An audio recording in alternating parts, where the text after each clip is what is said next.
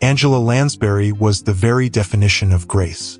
For over 7 decades, she captivated the world, first as a fresh-faced ingenue in Gaslight, then as a Broadway powerhouse, and finally as the beloved Jessica Fletcher in Murder, She Wrote. Generations grew up with her voice, her warmth, her wisdom, and for many, she felt like family. But while the cameras captured her smile, they never caught the secret pain behind it. Because there was something Angela never shared, a truth she carried quietly for over half a century, a truth that weighed on her heart until the very end. She never spoke about it in interviews. She never let it slip on stage. But just before her passing at age 96, Angela finally let go. And what she said in those final moments left her family stunned, and her fans in tears. What was the secret she kept for 50 years? Why did she hide it from the world? And why, when she finally broke her silence, did it feel like a goodbye? This is the story of Angela Lansbury's final confession.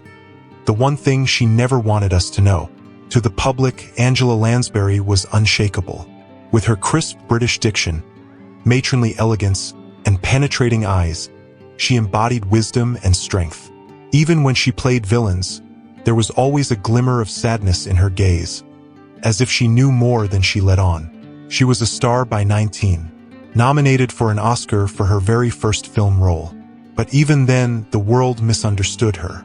Cast too old, too serious, too sharp-featured to be the ingenue, she played mothers and madwomen before she could legally drink. And yet, she never complained, never rebelled. She simply worked, with discipline, class, and quiet determination. But behind the stage lights, Angela's real life was far messier. Her family struggled. Her daughter fell into dark circles, at one point dangerously close to Charles Manson's cult.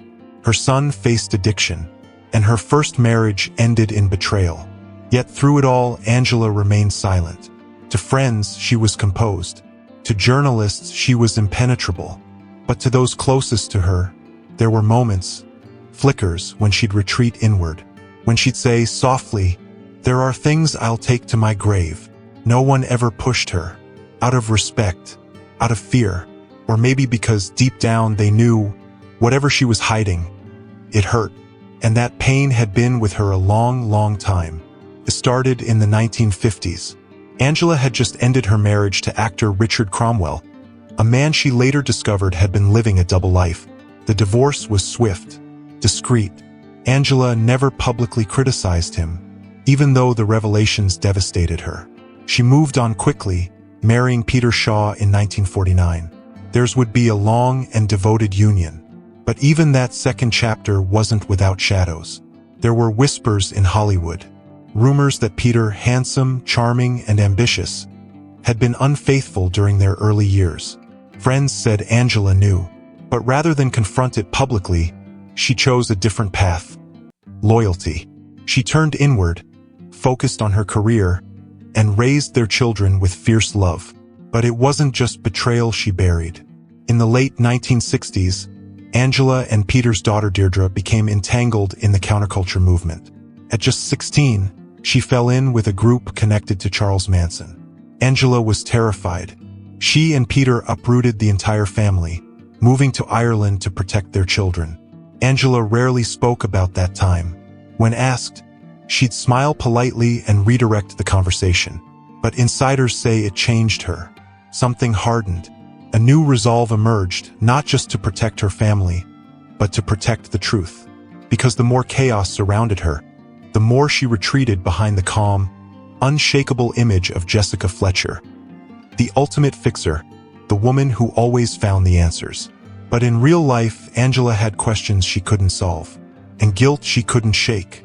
In later years, she grew quieter, less interested in press. She turned down major projects.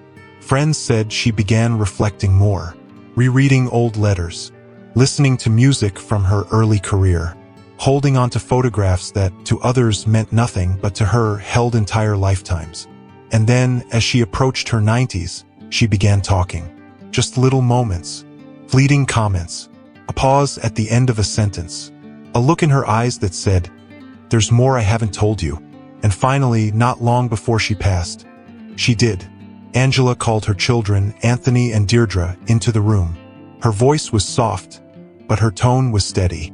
And what she said wasn't angry, or scandalous, or dramatic. It was simple. "I'm tired of the lies," she told them. She spoke about the betrayal she never confronted, about the regret of silence, about the guilt she felt for being too proper when her children needed her to break the rules. She spoke about Peter, not with resentment, but with clarity. She had forgiven him, but she had also hidden a part of herself for too long. And then, she said something that made her children cry. "I never wanted you to think I was perfect," she whispered. "I just didn't know how to be anything else." Anthony tried to reassure her. "Mom, it's okay, you don't have to." But she gently raised her hand. "Let me finish." Angela spoke about the day she found out about Peter's affair. She never confronted him. She simply folded the letter, tucked it into a drawer, and went back to making dinner. "Because I was afraid of losing everything," she told them. "Afraid of breaking the image. Afraid of upending the calm. Afraid of being alone. But the cost," she said, "wasn't just hers. It was their families. I wasn't honest. Not with him, not with you, and not with myself." She clutched her handkerchief tighter. "And I told the world everything was perfect. But it wasn't. I wanted to protect him. And I wanted to protect you. But now I see. It's okay to say it wasn't always perfect." And then, with her voice barely above a whisper, "Don't protect the truth. Speak it, even if it hurts." Angela Lansbury wasn't giving a performance. She wasn't acting. She was finally just herself. After Angela passed away, just 5 days shy of her 97th birthday, tributes poured in from across the world. Actors, playwrights, directors, singers, they all said the same thing. She was a legend, a lady, a light in the industry. But behind those public tributes was a more private grief. Angela's children were now left not only mourning their mother, but also holding the delicate truth she had entrusted to them in her final days. Deirdre later confided to a close friend that those final words changed everything. "I saw her, really saw her, for the first time, and I loved her even more." Anthony, her son, said it more bluntly. "She didn't owe us anything, but what she gave us was a gift." At the private memorial, they didn't speak about awards. They spoke about tea, old movies, bedtime lullabies, and one final truth that brought them closer than ever before. The tabloids speculated, but the family stayed silent, because the truth wasn't for headlines. It was for healing. Angela Lansbury wasn't just careful with her words. She was masterful. In interviews, she was warm but private. In public, always poised. Her reputation in Hollywood was nearly untouchable. No scandals, no meltdowns, no bitterness, just grace. But many who worked with her, actors, producers, makeup artists, felt it. A weight, quietness, a sense that Angela was always holding something back. One director from her Broadway days recalled it vividly. She was charming, lovely, but never fully present. It's like a part of her was always somewhere else, watching, measuring, guarded. Why did she stay silent for so long? Why carry the truth like a burden when the world would have forgiven her in a heartbeat? Because to Angela, the truth was never about scandal, it was about control. She had seen what Hollywood did to women who spoke out. She'd watched careers crumble over a single outburst, a single headline. She'd seen talented actresses reduced to punchlines because they dared to admit they were hurting. So she made a choice early on. Protect the work, protect the image, and above all, protect her family. There were offers. Editors wanted memoirs. Producers pitched documentaries. But Angela declined them all. Not because she had nothing to say, but because the cost of telling the truth, she feared, was losing everything else she had worked for. "Let the work speak," she once told a friend. "That's all that matters." But in her final years, something shifted. Maybe it was age. Maybe it was clarity. Maybe it was watching others, friends, peers, die with their stories locked inside them. Whatever the reason, Angela knew she didn't want to go out that way. She didn't want to be remembered only for her characters. She wanted to be remembered as a woman who, eventually, had the courage to stop hiding. And that's what made her final conversation so powerful. Not because it was scandalous, but because it was honest. It didn't undo the silence, but it gave meaning to it. It told her children, "You don't have to carry what I carried." And it reminded the rest of us that even the most graceful lives are often filled with unspoken pain. Angela's silence wasn't weakness, it was survival. But her final truth, that was strength. Audiences adored Angela Lansbury because she made every role feel personal. Whether she was voicing a teapot in Beauty and the Beast or investigating murders in a sleepy coastal town, she gave each character layers, warmth, wit, but always something a little sad, a little guarded. And that wasn't just acting.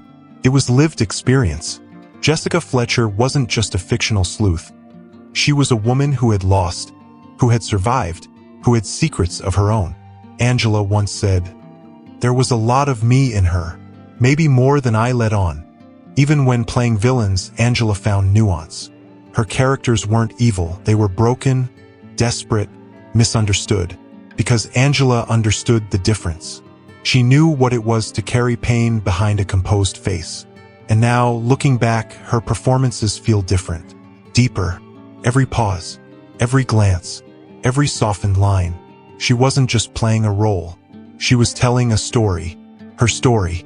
Angela Lansbury's story didn't end with a curtain call or a final scene.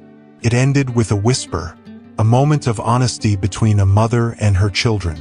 A final breath, not filled with drama, but with clarity. She had nothing left to prove, no apologies to make, just one truth, finally spoken. And while the world may remember her for murder, she wrote, for Mrs. Potts, for Broadway. Those closest to her will remember something else. A woman who carried the weight of silence for half a century, and chose, in the end, to let it go. And maybe that's the lesson. That strength isn't just in holding it together. Sometimes strength is in saying, "I'm tired of the lies." Angela Lansbury didn't need to shock the world to leave a mark. She simply needed to be heard. And now, she finally is. For more of the latest news, check out this video.